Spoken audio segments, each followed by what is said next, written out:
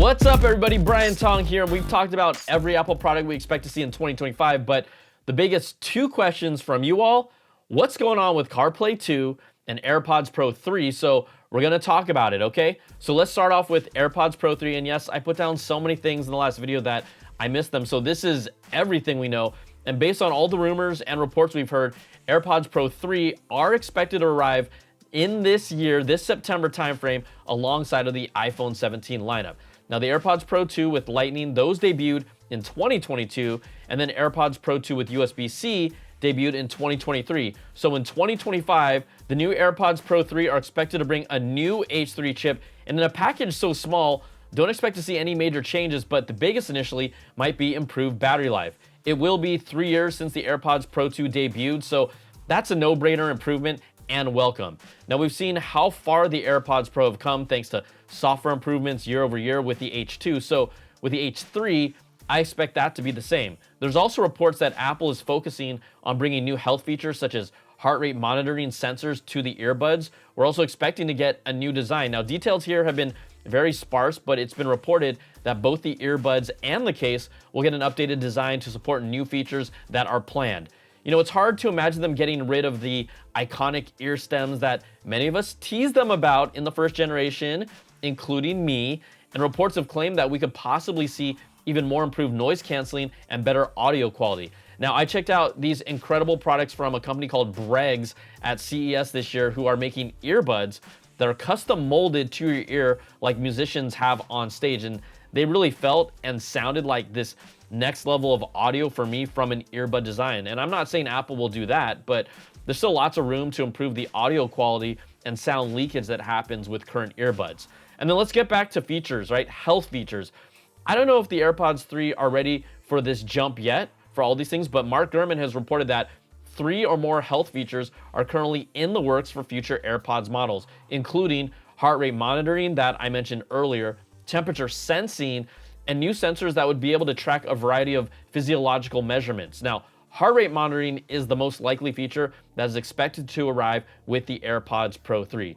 The other wildcard feature, which is, let's say, more down the road for AirPods Pro, Apple is still exploring new AirPods with tiny cameras. Now, these cameras will reportedly be not for taking photos, but be used more as infrared sensors that could help see your environment and help with an enhanced spatial audio experience on its own or with Apple Vision Pro working together. The cameras could also potentially enable in-ear gesture controls for more hand movements that control the functionality of the AirPods, like forward and back for tracks. That they shouldn't actually do that gesture. And you know, that might be something to look forward to in late 2026 or 2027, but Apple is working behind the scenes to potentially bring cameras to future AirPods. And you know, I love hearing about the innovation around AirPods Pro. I've done a lot of videos and interviews with the team around them, and it just still feels like one of their most exciting products, even without any major hardware upgrades.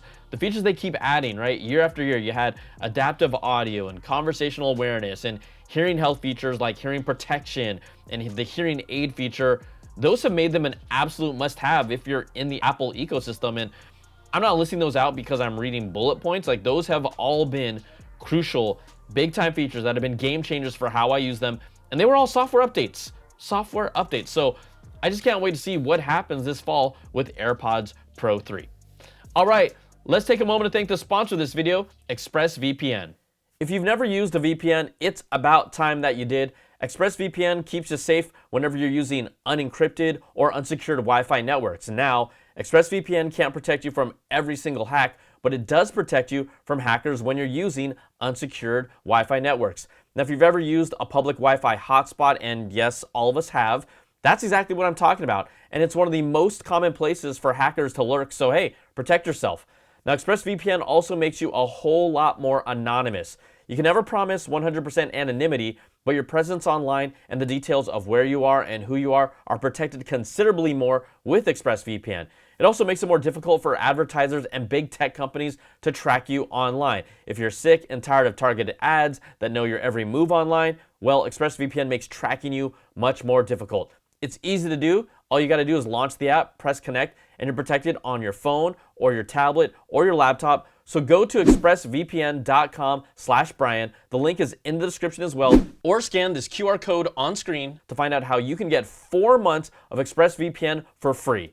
All right, let's keep rolling and let's talk CarPlay 2. The timing couldn't be any better because for the longest time, Apple had promoted that the first new car model supporting CarPlay 2 would come in 2024. Now, that obviously didn't happen, and Apple even recently took down the mention that first models would arrive in 2024 from their website page.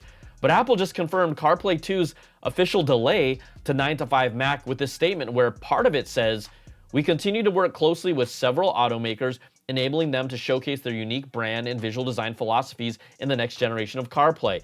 Each car brand will share more details as they near the announcements of their models that will support the next generation of CarPlay."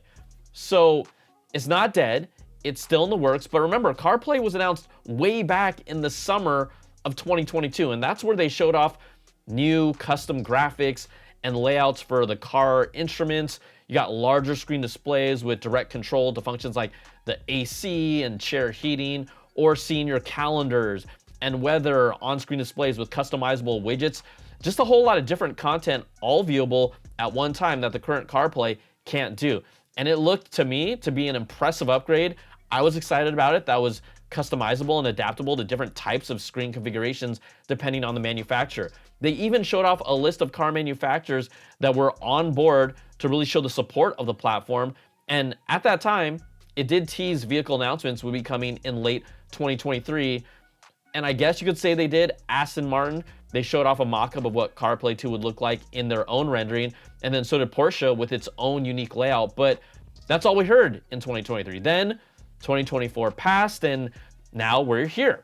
So we know Apple scrapped their car project, which might have been where a lot of those resources were being poured into at the time, maybe potentially delaying CarPlay 2's rollout and how it was developed. But when you read Apple's announcement, it feels like that they're putting the timeline for CarPlay 2's release back on car manufacturers and not on Apple themselves. So it makes me wonder how the partnership is actually doing. I mean, you obviously have cars like Tesla and Rivian and others who refuse to support CarPlay, and it hasn't stopped people from buying their cars, even if CarPlay is the most popular car platform. So that people want in their cars. That's according to a bunch of surveys and stats. So the message today is CarPlay 2 is still happening, but we still don't know exactly when we'll see it. And it's just a waiting game now. That's not that fun. But I want to know, do you all care about CarPlay 2 as much as it seems like you do? I know there are plenty of friends of mine who absolutely need it in their car and want it, but what about you? Like, has this delay frustrated you, or you'll just wait it out? Hey, put in the comments because, yeah, I like to read them, and I do. So we know Apple continues to roll out software updates. Just recently, iOS 18.3 is available now with visual intelligence and some other improvements. Now, I'm going to have another video that gets into what exactly you can do with it, some new things, plus everything from macOS 15.3 finally getting Genmoji support if you're using it that much, and the update to watchOS 11.3 that supports the new Black Unity watch face that is designed to match the new Black Unity Sport Loop, and that's available to order for $49. And for me, I've owned everyone since the beginning, so I'm excited to add it to the collection. Now, we also have visionOS 2.3 that rolled out as well. It's just bug fixes and security updates, no new features. But according to Bloomberg's Mark Gurman, Apple's reportedly developing a version of visionOS that is being made to work with future smart glasses as it creates new products in the augmented reality space. And they absolutely should be. It's pretty clear by now that there are a lot of different form factors of wearables, but the smart glasses, this is the end game for where many companies want to take this as the tech gets better and smaller over time and is more powerful enough and power efficient enough. We have Meta's Orion glasses. We've seen the crazy stuff they can do. Snapchat's AR spectacles, they want to play in this space. And whatever Apple is cooking behind the scenes, they are all moving in that direction. Now, in this report, Gurman says Apple is conducting user studies to gauge the appeal of its features and interfaces with a version of visionOS that will run on glasses and is codenamed Atlas. We already know that Apple is also working with Sony to bring support for their PlayStation VR2 controllers to the Vision Pro for gaming. They'll need software to support it, a lot of it, or maybe the ability to stream PSVR2 games to be played on Vision Pro. And that could open up a lot more gaming possibilities in the future. but they're still facing the same challenges to sell more headsets, which is their biggest challenge. And I don't think that really changes until a new model that is lighter and more affordable comes out. But still, incredible tech, just not attainable for most users. We know this. All right, everybody, that is gonna do it for this video. If you like what you see, give me that thumbs up, subs up, and hit that notification bell, ding, to get all my latest videos when they drop. And if you want more of that Apple goodness, you can check out my weekly Apple Bits XL audio podcast with the latest stories and special guests. Plus, you can support all my content with an ad-free version of the podcast, early access to my content, and exclusive content at patreon.com/Brian Tong. So thanks so much for watching. Take care, and we'll see you on the next video. Peace and love.